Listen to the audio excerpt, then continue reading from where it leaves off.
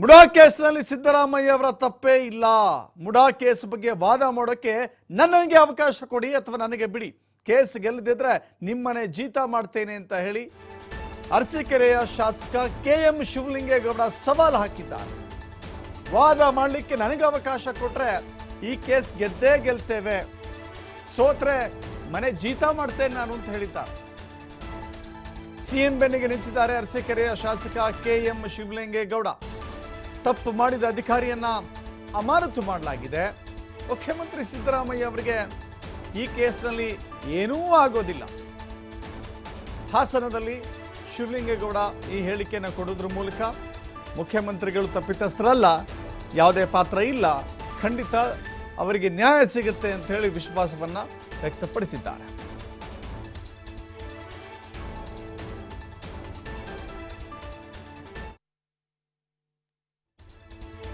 ಏನು ಅವನು ತಪ್ಪು ಮಾಡಿದ್ದ ಸೂಚಿಸಿದೆ, ಅವನು ತಪ್ಪು ಮಾಡಿದ್ದ, ಅವನು ಕರೆಕ್ಟ್ ಅವನು ತೆಗೆದಿದ್ದೀಗ. ನೀವು ನೆನ್ನೆ ದಿವಸ ನಿಮ್ಮ ವಾಹಿನಿಯೆಲ್ಲ ನೋಡಿದೆ ನಾನು.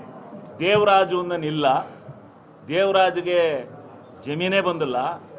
ದೇವರಾಜು ಸುಮ್ಮನೆ ಡೂಪ್ಲಿಕೇಟು ಅಗ್ರಿಮೆಂಟ್ ಮಾಡಿಕೊಟ್ಟಾನೆ, ಅವರಿಗೆ ಪತ್ರ ಅವರ ಮಿಸಸ್ಗೆ ಬರ್ಕೊಟ್ಟಿದ್ದಾನೆ.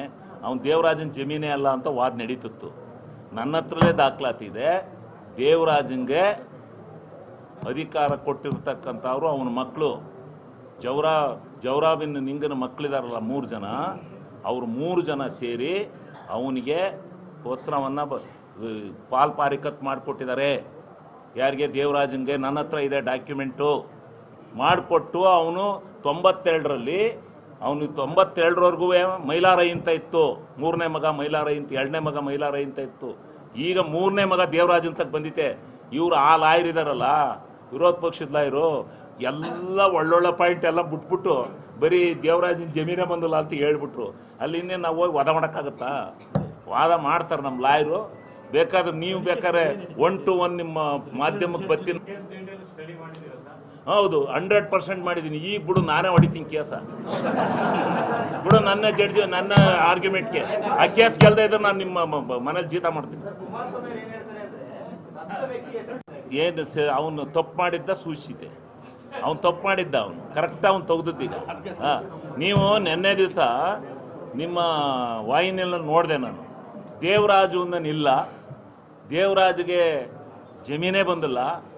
ದೇವರಾಜು ಸುಮ್ಮನೆ ಡೂಪ್ಲಿಕೇಟು ಅಗ್ರಿಮೆಂಟ್ ಮಾಡಿಕೊಟ್ಟಾನೆ, ಅವರಿಗೆ ಪತ್ರ ಅವರ ಮಿಸಸ್ಗೆ ಬರ್ಕೊಟ್ಟಿದ್ದಾನೆ. ಅವನು ದೇವರಾಜನ ಜಮೀನೇ ಅಲ್ಲ ಅಂತ ವಾದ ನಡೀತಿತ್ತು. ನನ್ನ ಹತ್ರಲೇ ದಾಖಲಾತಿದೆ.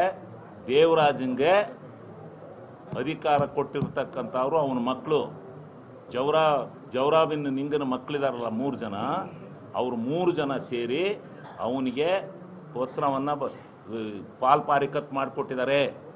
ಯಾರಿಗೆ? ದೇವರಾಜನ್ಗೆ. ನನ್ನ ಹತ್ರ ಇದೆ ಡಾಕ್ಯುಮೆಂಟು. ಮಾಡಿಕೊಟ್ಟು ಅವನು 92ರಲ್ಲಿ ಅವನು 92ರವರೆಗೂ ಮೈಲಾರೈ ಅಂತ ಇತ್ತು. 3ನೇ ಮಗ ಮೈಲಾರೈ ಅಂತ, 2ನೇ ಮಗ ಮೈಲಾರೈ ಅಂತ ಇತ್ತು. ಈಗ 3ನೇ ಮಗ ದೇವರಾಜ್ ಅಂತ ಬಂದಿತ್ತೆ. ಇವರು ಆ ಲಾಯರ್ ಇದ್ದಾರಲ್ಲ, ವಿರೋಧ ಪಕ್ಷದ ಲಾಯರು, ಎಲ್ಲ ಒಳ್ಳೊಳ್ಳೆ ಪಾಯಿಂಟ್ ಎಲ್ಲ ಬಿಟ್ಬಿಟ್ಟು ಬರೀ ದೇವರಾಜನ ಜಮೀನೇ ಬಂದಿಲ್ಲ ಅಂತ ಹೇಳ್ಬಿಟ್ರು. ಅಲ್ಲಿಂದ ನಾವು ಹೋಗಿ ವಾದ ಮಾಡೋಕ್ಕಾಗತ್ತಾ? ವಾದ ಮಾಡ್ತಾರೆ ನಮ್ಮ ಲಾಯರು. ಬೇಕಾದ್ರೆ ನೀವು ಬೇಕಾದ್ರೆ 1 to 1 ನಿಮ್ಮ ಮಾಧ್ಯಮಕ್ಕೆ ಬರ್ತೀನಿ. ಹೌದು, 100% ಮಾಡಿದ್ದೀನಿ. ಈಗ ಬಿಡು, ನಾನೇ ಹೊಡಿತೀನಿ ಕೇಸ. ಬಿಡು, ನನ್ನ ಜಡ್ಜ್ ನನ್ನ ಆರ್ಗ್ಯುಮೆಂಟ್ಗೆ ಆ ಕೇಸ್ ಗೆಲ್ದೇ ಇದ್ರೆ ನಾನು ನಿಮ್ಮ ಮನೇಲಿ ಜೀತ ಮಾಡ್ತೀನಿ.